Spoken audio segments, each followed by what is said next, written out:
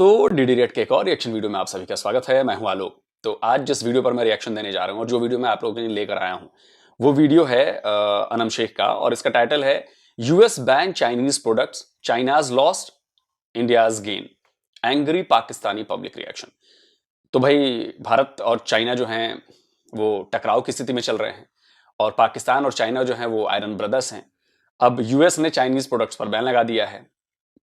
अब इस पर पाकिस्तान की जनता जो है अपने दोस्त हिमालय से भी ऊंची दोस्ती जिनकी है वो क्या कह रहे हैं, आइए देखते हैं जरा। सर, आज का बेसिकली क्वेश्चन मेरा आपसे ये है, यूएस ने एक बहुत बड़ी अनाउंसमेंट किया। उनका कहना है कि जहां चाइना जो है वो यूएस के अंदर जो प्रोडक्ट्स बेचता था उसको बैन किया जाएगा और उसकी जगह इंडिया से प्रोडक्ट्स मंगवाई जाएंगी। अगर हम अभी की बात करें तो यूएस ने इंडिया से एक्सपोर्ट करवाया है 642% पैनल्स और उसका जो इंडिया को बेनिफिट हुआ वो 157 मिलियंस का हुआ है। क्या आपको लगता है कि चाइना की प्रोडक्ट्स क्यों बैन की गई? नहीं, चाइना की वो बैन करे या ना करे, लेकिन ना चाइना की क्वालिटी इंडिया के पास है और ना इतनी वो क्वांटिटी प्रोवाइड कर सकता है। दूसरी कैसे सर? नहीं देखिए, 5th लार्जेस्ट इकोनॉमी बन गया और सबसे बड़ा एक्सपोर्टर चाइना के बाद। इंडिया की जितने भी प्रोडक्ट हैं वो पाकिस्तान के से तो सस्ती हैं, लेकिन चाइना से सस्ती नहीं है।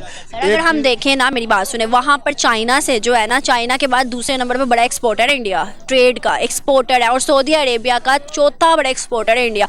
अभी जो रिपोर्ट आई है उसके अलावा जो इंडिया है उसके अंदर मैन्युफैक्चरिंग लोकल हो रही है। ये तो वो पॉलिटिकली कर रहा है ना, वो अमेरिका पॉलिटिकली कर रहा है। वो ज़्यादा देर नहीं चल सकेगा, थोड़ी देर चलेगा, उसके बाद उसको वापस चाइना के पास जाना पड़ेगा। अगर हम देखें तो यूएस के बहुत ज़्यादा अच्छे ताल्लुकात हैं इंडिया के साथ। क्यों? उसकी वजह यह है कि चाइना की दुश्मनी, पाकिस्तान की दुश्मनी, मुसलमानों की दुश्मनी, बस यही वजह है और कोई वजह नहीं। मतलब वो चाइना से इसलिए हार रखते हैं क्योंकि चाइना हमारा दोस्त। चाइना तो जो है मुसलमानों का सबका दोस्त है, पाकिस्तान का खास तौर पर दोस्त है। और अगर हम मुसलमानों का दोस्त है, शर्म नहीं आती आप लोगों को ये बोलते हुए? अरे अगर आप मुसलमानों के इतने सच्चे हितैषी हो तो चाइना के खिलाफ आवाज क्यों नहीं उठाते उइगर मुसलमानों पर जो चाइना कर रहा है? आप कहते हो कि इंडिया में जुल्म हो रहा है मुसलमानों पर। अरे जुल्म क्या कहते हैं मुसलमानों पर? वो चाइना के उइगर मुसलमानों से पूछो। उनको दाढ़ी रखने की आजादी नहीं है, वहां पर मस्जिद को टॉयलेट में बदल दिया जाता है, आपको अंदाजा है? वहां पर आपको रोजा नहीं रखने दिया जाता, वहां पर आपके जो वो हैं डिटेंशन सेंटर में रखे हुए हैं उइगर मुसलमानों को। बच्चों को कुरान नहीं पढ़ाने दिया जा रहा और आप बात करते हैं ऐसी? शर्म नहीं आती? अगर आपको मुस्लिमों की इतनी फिक्र है तो आप आवाज उठाइए। अरे खैर, आप क्या आवाज उठाएंगे जब आपके पीएम आवाज नहीं उठा पाए? जब उनसे पूछा गया तो उन्होंने बस, आप समझ रहे हैं कि उइगर मुसलमानों का इतना बड़ा मुद्दा जिसके बारे में पूरी दुनिया बात कर रही है, आपके एक्स पीएम इमरान खान तो बोलने से भी घबराते थे, कहते थे कि मुझे पता ही नहीं है। What's your stance on China's treatment of Uyghur Muslims? Frankly, I don't know much about that. Do you have any concerns about what is going on in Xinjiang to Chinese Muslims? At the moment, I do not know enough about it. The Chinese government has been fiercely criticized by especially Western countries for its reported treatment of Uyghur Muslims. Have you had a chance to formally discuss this issue with President Xi of China? No, I haven't. And frankly, you know, we have been facing so many of our internal problems right now that, you know, I don't know much about this problem. तो भाई आप में से ही उठ के इमरान खान गए हैं ना, तो आपकी हिम्मत कैसे है चाइना के खिलाफ इस मुद्दे पर बोलने की? लेकिन अंदर से अपने आप से सोचिए और पूछिए कि क्या हम उइगर मुसलमानों के लिए बात कर रहे हैं? लेकिन खैर छोड़िए, जब आपके यहाँ अहमदिया मुसलमान और शिया मुसलमानों पर ही जुल्म करते हो आप अपने यहाँ, तो क्या है आप चाइना का विरोध करोगे? और टर्की, जिससे आपके रिलेशन है बड़े अच्छे, टर्की भी उइगर मुसलमानों पर चाइना का विरोध किया उसने कई जगह पर। लेकिन ये बात आपको नजर नहीं आएगी, इस पर आप बात नहीं करोगे। खैर, और अगर हम अरब कंट्रीज की बात करें तो अरब कंट्रीज भी इंडिया को बहुत प्रेफरेंस दे रहे हैं। क्यों? अब नहीं देंगे ना, अब जैसे उनका फिलहाल तो दे रहे हैं। प्राइम मिनिस्टर का उनका हो गया, चाइना का विजिट वहाँ का हो गया, प्रेसिडेंट का। किस प्रेसिडेंट? ऐसा हो जाएगा इंशाल्लाह, मुसलमानों की तरफ आ जाएंगे। जैसे ये सीपैक वगैरह भी जाएगा उधर, तो नहीं करेंगे, इंडिया को नहीं करेंगे। अभी की जो मैं न्यूज़ की बात कर रही हूँ कि हमारे सऊदी अरेबिया जो है वो चौथा बड़ा ट्रेडर है इंडिया का, एक्सपोर्ट का, मतलब ट्रेड का। उसके अलावा सऊदी अरेबिया ने बहुत ज़्यादा ट्रेड किया, इवन के जो हमारी गल्फ कंट्रीज़ हैं उनके साथ फ्री ट्रेड एग्रीमेंट भी साइन कर चुकी हैं। वो उसकी वजह ये है कि इंडिया ने शुरू से ही सुई से लेकर जहाज तक अपना बनाया है। पाकिस्तान ने सारा इंपोर्ट ही किया है। मुझे आपने मान लिया उन्होंने सुई से जहाज तक बनाया, तो वो तो फिर सस्ता ही होगा ना। इतना सस्ता नहीं, चाइना का मुकाबला नहीं। सस्ता है, मैं आपको अभी बताऊं, मेरी बात सुने। जहाँ मुकाबले में नहीं बना कर सकता, चाइना के मुकाबले में। जहाँ चाइना में टेस्ला चल रहा था ना, टेस्ला में बहुत ज़्यादा आपको पता है डिमांड है, लेकिन उसकी बहुत कॉस्ट है। वहाँ पर रतन टाटा ने इंडिया के अंदर 1 लाख की गाड़ी निकाल ली है। अब फिर कितना ज़मीन आसमान का फ़र्क है। इवन कि टेस्ला ने कहा कि मैं चाइना में बैठ के इंडिया में वो आप अपने प्रोडक्ट्स भेजूंगा। उन्होंने तो देखो बैन चाइना भी किया था, ये जब उनका हुआ था, वो क्या नाम है, उनके बॉर्डर की पे लड़ाई हुई वगैरह। चाइना इंडिया, चाइना इंडिया है। चाइना इंडिया की 2 साल पहले 1.5 साल पहले चली थी, रिसेंट भी हो रही है, हो रही है। तो अब उन्होंने तो चाइना को बैन भी किया था, ट्रेड बैन, अपना बैन चाइना, लेकिन नहीं ना हो सका। उनकी सारी कंपनियां वहाँ से मंगवा रही हैं। सर मेरी बात सुने, अभी मंगवा रही हैं बैन चाइना, मैं आपको बताती हूँ, आपने कहा है कि इसको बैन, इंडिया की कंपनियां चाइना से माल मंगवा रही हैं। उनका भी इतना सस्ता नहीं पड़ता जितना वो चाइना को। कौन सी कंपनी मंगवा रही है मुझे बताए, कौन सी कंपनी? मेरी खबर में ये न्यूज़ नहीं। उनकी ये जो रिलायंस कंपनी है वो मंगवा रही है, रिलायंस कंपनी मंगवा रही है, लेकिन जितनी भी चाइना की कंपनीज है वो शिफ्ट हो गई इंडिया। अभी मैं आपको बताती हूँ, शोमी, गूगल, आईफोन, उसके अलावा जो है एक और कंपनी थी इंटेल। उनकी जो है आबादी बहुत ज़्यादा है, 1.5 अरब की तकरीबन अब उनकी आबादी हो गई है। उनकी इकानमी बहुत फैली हुई है, इसलिए ये जो उनकी वो इकानमी वैसे ही बड़ी, तकरीबन को 500-600 बिलियन डॉलर की इकानमी है, तो इसका वो फ़ायदा तो उठाएगा। अगर हम यूएस की बात करें ना, तो यूएस जो है हम पे सैंक्शंस लगाता है। आपको भी पता है, जब भी हम पे सैंक्शंस लगाए हम उससे आगे नहीं बढ़ सके। हम रिसेंट न्यूज़ ले लेते हैं, रशिया के ऊपर हमारे लिए सैंक्शंस लगाए, हम ऑयल नहीं ले सके। उसके बाद अगर हम इंडिया की बात करें, आयल आ रहा है। कब आएगा? ये 2 महीने में आ जाएगा इंशाल्लाह। जब आएगा तब की बात, हम आने वाले काम को कहते हैं कि आएगा। किसी ने काम ही नहीं उस पर किया, अब जब काम हुआ शुरू तो वो इंशाल्लाह हो जाएगा। वो तो जब आएगा तब की बात। एट द एंड ये है कि यूएस जो है वो मुसलमानों का दुश्मन है, सीधी बात ये है। मुसलमान जो हैं उसको पसंद नहीं करते, लेकिन अब वो चूँकि उसका राज है, IMF उसके अंडर है, वर्ल्ड बैंक उसके अंडर है, हर चीज़ में उसका कंट्रोल है, तो इसलिए मुसलमानों की इकानमी नहीं है या डिफेंस। मुसलमानों की नहीं कह सकते सर, लेकिन जितने भी हमारे अरब ममालिक हैं वो हमसे ज़्यादा स्टेबल हैं। स्टेबल है, लेकिन वो डिफेंस में स्टेबल नहीं है। हम अगर डिफेंस में स्टेबल हैं तो इकानमी के लिए। सर मेरी बात सुने, जंग तो करनी नहीं है ना, इकोनॉमी की जंग है, जंग करनी है। किसी ने जंग किया या किसी ने जंग करनी है, हमारे मुस्लिम्स की बात कर रही हूँ, मुस्लिम्स की बात कर रही ये रशिया यूक्रेन की चल हूँ, मुस्लिम्स की बात कर रही हूँ। रशिया यूक्रेन की, अजरबैजान और आर्मीनिया की लगी ना, लगी वो जंग है। फिर जंग किस चीज़ का हाल है मुझे बताए? जंग के बाद या तो एक तबाह होता है या दोनों तबाह होते हैं। आखिर में डायलॉग ही होता है। जंग करेंगे? नहीं, जंग नहीं करेंगे, इकोनॉमिकली अपने आप को स्टैंड कर देंगे। बिल्कुल सही सर। चल, यही है कि जब आप फंस जाते हैं ना, तो आपके साथ ऐसा ही होता है। आप उम्र दराज हैं, आप थोड़ी गंभीर बात करिए, आप पाकिस्तान के डेवलपमेंट की बात करिए, आप पाकिस्तान के प्रोग्रेस की बात करिए, लेकिन हर बात में मुझे ये बात समझ में नहीं आती कि हर पाकिस्तानी हर बात में मजहब को क्यों घुसाता है। कि हम मुसलमान हैं तो हमारे खिलाफ साजिश रची जा रही है, हम मुसलमान हैं तो हमें नौकरी नहीं दी जाती, हम मुसलमान हैं तो हमारा टैलेंट दबा दिया जाता है। अरे भाई कब तक ये विक्टिम कार्ड प्ले करोगे? आप इस दुनिया के दूसरे सबसे बड़े रिलीजन को रिप्रेजेंट करते हो और ऐसी बातें करके आप अपने रिलीजन को कमजोर साबित कर रहे हो। आपको ये बात समझ में नहीं आ रही? आप दुनिया के दूसरे सबसे बड़े रिलीजन हो और उसके बाद अगर आप ऐसी बातें कर रहे हो तो आप अपने ही रिलीजन पर धब्बा लगवा रहे हो कि हम बहुत कमजोर हैं, हमारा तो सब कोई भी हमसे खेल लेता है आके। ये पढ़े लिखे लोगों की निशानी नहीं है, ये इंटेलेक्चुअल लोगों की निशानी नहीं है। खैर पाकिस्तान में मैं गलती ढूंढ रहा हूं यार, इक्का दुक्का लोग मिल जाते हैं। कहां आपको बात करनी चाहिए थी कि जी हम भी करेंगे ऐसा या हम भी इंडस्ट्री सेटअप करेंगे, लेकिन आपको लगता है कि जी नहीं इंडिया कहां, आपको आइडिया नहीं है। सारे चाइनीज फोन्स जो हैं आखिरकार उनको आना पड़ा हमारे यहाँ अपनी फैक्ट्री लगाने। सैमसंग की इतनी दुनिया की सबसे बड़ी फैक्ट्री सैमसंग की हमारे यहाँ है, एप्पल की फैक्ट्री हमारे यहाँ लग चुकी है, हमारे यहाँ इंटेल आ रहा है, हमारे यहाँ सेमीकंडक्टर का हब बनने जा रहा है, फॉक्सकॉन से बिलियंस ऑफ डॉलर्स की डील हुई है। और चाइना का रेट का क्या है? चाइना में लो क्वालिटी लो रेट सामान भी बनता था और हाई क्वालिटी हाई रेट सामान भी बनता था। आप इस चीज को, हम लोग ये समझते हैं कि चाइना की चीजें बिल्कुल खराब होती हैं, तो भाई एप्पल आईफोन भी तो वहीं बन रहा था। तो चाइना तो उस तरह का मार्केट अवेलेबल करा रहा था जैसी आपकी जरूरत है। आपकी जरूरत 25 चवन्नी की है तो चवन्नी छाप आपको चीज मिलेगी, आपकी जरूरत $10 की है तो आपको $10 लाख चीज मिलेगी। इंडिया भी वही कर रहा है सर।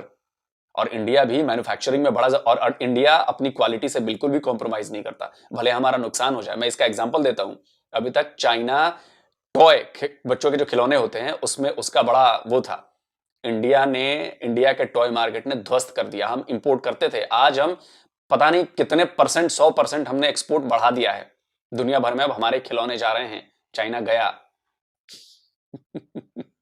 और अभी तो ताजा खबर यह आई है कि टेस्ला भी शायद बंद करने वाला है अपना कुछ, मुझे लगता है कि ऐसी कोई खबर आई थी कि टेस्ला जो है अपना प्लांट बंद कर रहा है शायद वहां पे। फॉक्सकॉन तो कर चुका। चलिए आगे देखते हैं।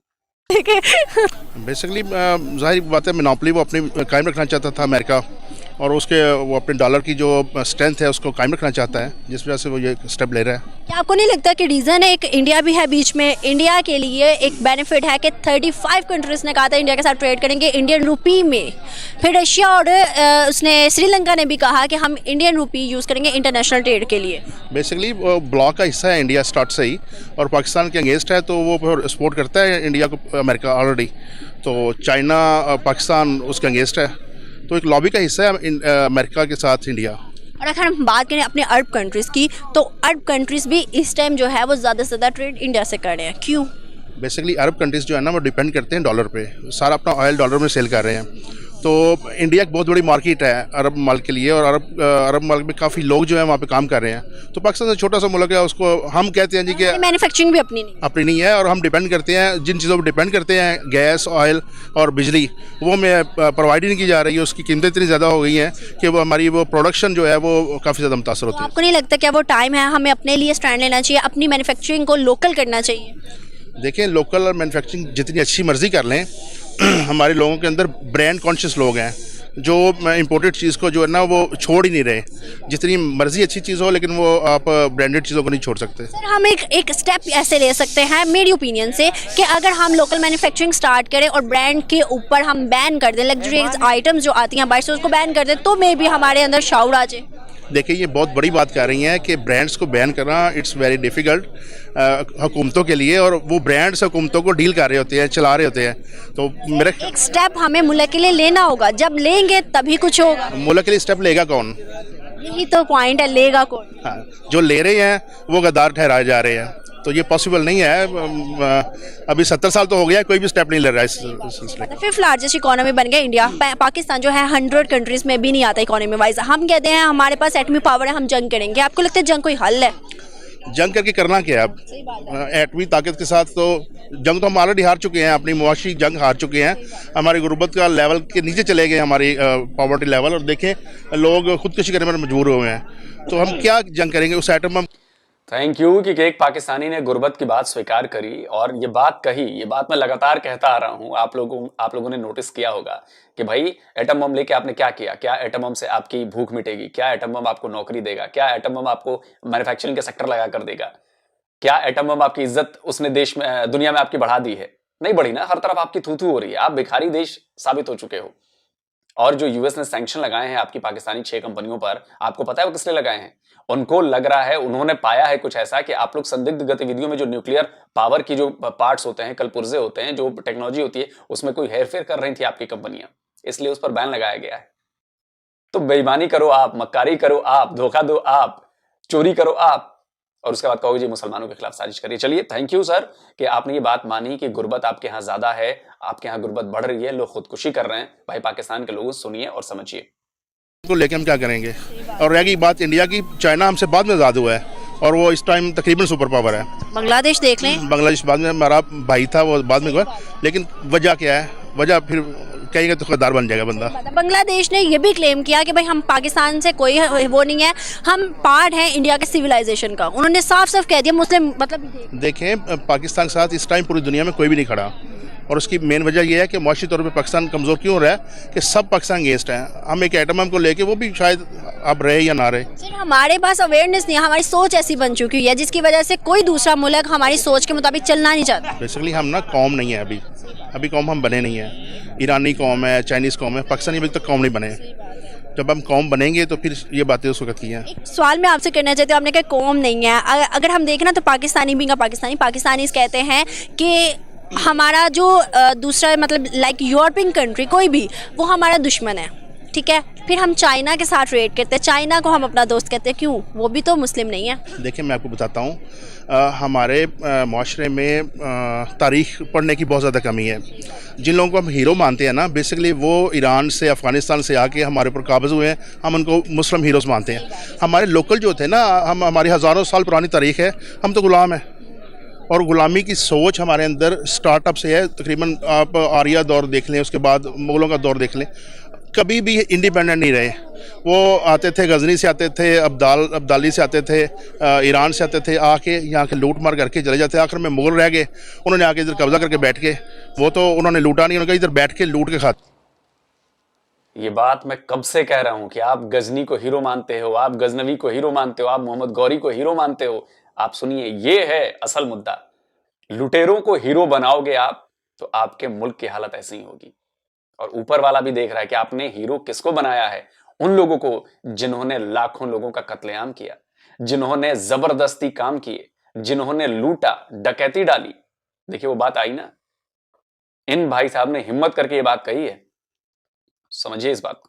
सही बात है। हमने तो ब्रिटिश को अभी तक नहीं छोड़ा। वो कैसे कि अभी भी जो चीजें वो बना के गए थे, हमने तो उनमें भी कोई भी डेवलपमेंट नहीं। बिल्कुल, हमारा कानून अभी ब्रिटिश चल रहा है, वही जिसकी लाठी उसके भैंस का कानून है। तो कौम कैसे बनेंगे हम कौम है ही नहीं। उसकी वजह ये है, जिन लोगों ने पाकिस्तान आज़ाद करवाया था और तहरीक में हिस्सा लिया था, वो तो बांग्लादेश चले गए हैं। यहाँ पे जितने लोग थे वो थे जो पाकिस्तान के अगेंस्ट थे, और वो एक अलहदा हुकूमत बन गई। वायसराय जो है अंग्रेज़ों के, वो यहाँ पे हमारे पर हुकूमत कर रहे हैं, हम लोग उनके अंडर काम कर रहे हैं। सही बात है। सर, यूएस का कहना था हमारे पॉलिटिक्स को ना, थोड़े टाइम पहले यूएस ने कहा था कि वो टाइम आ गया कि आप ना सब कुछ छोड़ के ना, तो अपने पड़ोसी के साथ हाथ मिला के कश्मीर इशू को भी थोड़ा ठंडा करो, उससे हाथ मिला के ट्रेड शुरू कर दो, क्योंकि आपका इसमें बेनिफिट है। क्या आपको लगता है? देखें, मैं बात करूँगा कि चौकीदार की ज़रूरत तब रहती है जब चोर चोरी करे, और बाज़ औक़ात जब चोर चोरी नहीं ना करते तो चौकीदार खुद चोरी करवाते हैं।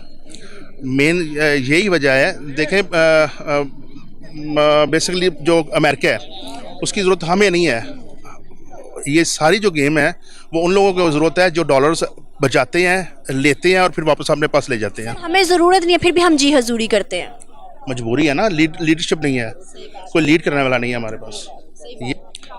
डेफिनेटली मैं तो ये समझता हूँ कि ये हमारे लिए एक बड़ा लॉस है। और पाकिस्तान जो है वो चाइना का फ्रेंड हम दोनों हमेशा से रहे हैं, तो हमारा बिज़नेस उनको जाना चाहिए और उनका बिज़नेस हमारे तक आना चाहिए। डेफिनेटली इस बात पर हमारे जो अथॉरिटीज़ हैं उनको सोचना चाहिए। डेफिनेटली हम बात करें, यूएस एक बहुत बड़ी मार्केट है। यूएस जब चाहता है किसी के ऊपर सैंक्शंस भी लगा सकता है और कुछ भी कर सकता है। अगर हम देखें, यूएस ने अपने मुल्क में तो बैन कर दिया, क्या आपको लगता है आने वाले टाइम में हम पर भी सैंक्शंस लगा सकते हैं जैसे रशिया के लिए लगाए थे? ये तो अब बड़े बड़े थिंक टैंक्स बैठे हुए हैं हमारे पास, और वो ये सोच सकते हैं कि ये गलत है, और डेफिनेटली हम लोगों को इस पर सोचना चाहिए अभी। और ये कोई मामूली बात नहीं है। किसी जगह पर अमेरिका बैन लगा दे तो डेफिनेटली उसकी मईशत ख़राब होती है। सर, हम लोग आगे तो जी हजूरी करते हैं। जब भी हमारे ऊपर सैंक्शंस लगे हैं, हम लोगों ने आगे से कुछ भी नहीं कहा यूएस को। जब भी अभी रशिया की मिसाल है कि रशिया के हम पर सैंक्शन लगे, हम ऑयल भी नहीं ले सके। तो क्या आपको लगता है अगर चाइना के ऊपर भी हम लोगों के लिए सैंक्शंस लगा देते हैं तो क्या हमारे पॉलिटिक्स कोई एक्शन लेंगे? ये तो अब हमारे पॉलिटिक्स का जो हालत है उसके मतलब हम क्या कह सकते हैं। हमने बहुत सारी चीज़ों को यहाँ पर ज़ीरो होते देखा है, और हम लोग अपने, चूँकि हमारा इन्फ्लुएंस इतना नहीं है गवर्नमेंट में, तो लिहाजा हम लोग तो दुआ कर सकते हैं। होप फॉर द बेस्ट के लिए हम लोग प्रेज ज़रूर करेंगे इंशाल्लाह। यूएस जो है वो इंडिया के ऊपर इतना ट्रस्ट क्यों कर रहा है? क्यों उनसे डे बाय डे इन्वेस्टमेंट भी कर रहा है, उससे ट्रेड भी कर रहा है बहुत ज़्यादा? क्यों? जो चीज़ें नॉर्म्स हैं हमारी, हम लोगों ने ख़ुद थोड़ी सी उसको लो डाउन पर ले आए हैं, और ये हमें अपने आप को देखना चाहिए और उसको मेंटेन करना चाहिए। डेफिनेटली उन्होंने बेहतर ऑप्शंस उनको दी होंगी, तो इस सेंस में भी कुछ बिज़नेस उधर जा रहा है। बस अगर मैं बात करूं, मैं इतना कोई बिजनेसमैन तो हूँ नहीं, इफ़ एंड बट्स मुझे इतना नहीं पता, लेकिन बस थोड़ा सा नो हवा जितना हम यही समझते हैं कि ये इट्स नॉट फेयर और नहीं जाना चाहिए था। इन लोगों को सोचना चाहिए कि पाकिस्तान डेफिनेटली हमारा मुल्क है, कंट्री के लिए सोचना हमारा राइट बनता है और हमारा फ़र्ज़ बनता है, तो हमें करना चाहिए बिल्कुल। बहुत अच्छा लगा, thank you so much sir. Hope so viewers कि आपको वीडियो पसंद आई होगी। अगर आपको हमारी वीडियो पसंद है तो हमारे चैनल को जल्दी से सब्सक्राइब करके बेल आइकन का बटन दबा के शेयर करना न भूलिएगा। इसी के साथ मुझे दी इजाजत, मैं आपसे मिलूंगी कल एक नई वीडियो एक नए कंटेंट में। तब तक के लिए अल्लाह हाफिज।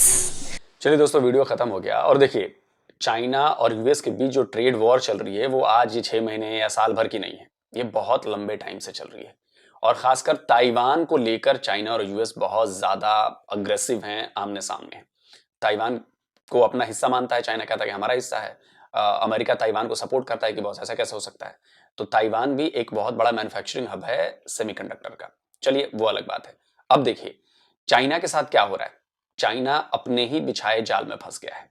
चाइना जिस तरह लोगों को फंसाता था, जिस तरह से उसने वुहान से वायरस पूरी दुनिया में भिजवाया कि जी पूरी दुनिया स्लो डाउन हो जाए और हम उससे तेज हो जाएं, लेकिन ये पड़ गया दांव उल्टा। इस समय चाइना की हालत हो गई है बहुत खराब।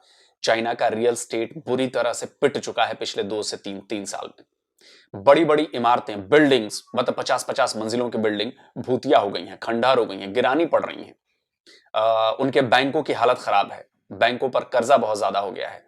आप अगर बात करेंगे चाइनीज इकोनॉमी की, तो इकोनॉमी का बुलबुला भी फूट रहा है उनका, क्योंकि उन्होंने जो अब तक धोखाधड़ी से सारा काम किया, अब वो पे बैक कर रहा है, उसका नुकसान दिख रहा है उसको। चाइना इस समय बहुत हड़बड़ाया हुआ है और इसी का नतीजा है कि एप्पल ने अपने सब कुछ वहां से समेट लिया, वो आ गए इंडिया। उनके पास इंडिया अच्छा ऑप्शन है। इंडिया की इकोनॉमी स्टेबल है, राइज कर रही है, दुनिया में सबसे अच्छी इकोनॉमी मानी जा रही है। 5th इकोनॉमी को हम क्रॉस कर चुके हैं, 5th लार्जेस्ट 5th इकोनॉमी को दुनिया की। मैन्युफैक्चरिंग हमारे यहाँ क्वालिटी मैन्युफैक्चरिंग चीजें हो रही हैं और मैन्युफैक्चरिंग का सेक्टर हमारा दिन ब दिन लगातार बढ़ रहा है। वो चाहे डिफेंस मैन्युफैक्चरिंग हो, वो चाहे इंडस्ट्रियल मैन्युफैक्चरिंग हो, किसी भी चीज में। टेक कंपनियां जितनी भी हैं दुनिया भर में, बड़ी से बड़ी, गूगल हो, IBM हो, जितनी बड़ी टेक कंपनियां हैं, मोस्टली उस पर इंडियंस बैठे हैं। और इसलिए बैठे हैं क्योंकि वो इंटेलिजेंट हैं। वो इसलिए बैठे हैं क्योंकि उनके पास आइडियाज हैं नए, उनके पास नए नए प्रोडक्ट लॉन्च करने के आइडियाज हैं, वो इनोवेट कर रहे हैं। तो दुनिया समझ गई है कि इंडियंस के पास दिमाग भी है, इंडियन के पास मैन पावर भी है और इंडिया के पास ऐसा करने का पूरा मार्केट भी है। तो इसलिए इंडिया की पूंछ बढ़ रही है, क्योंकि हम चोरी चकारी, धोखाधड़ी, बेईमानी नहीं करते हैं।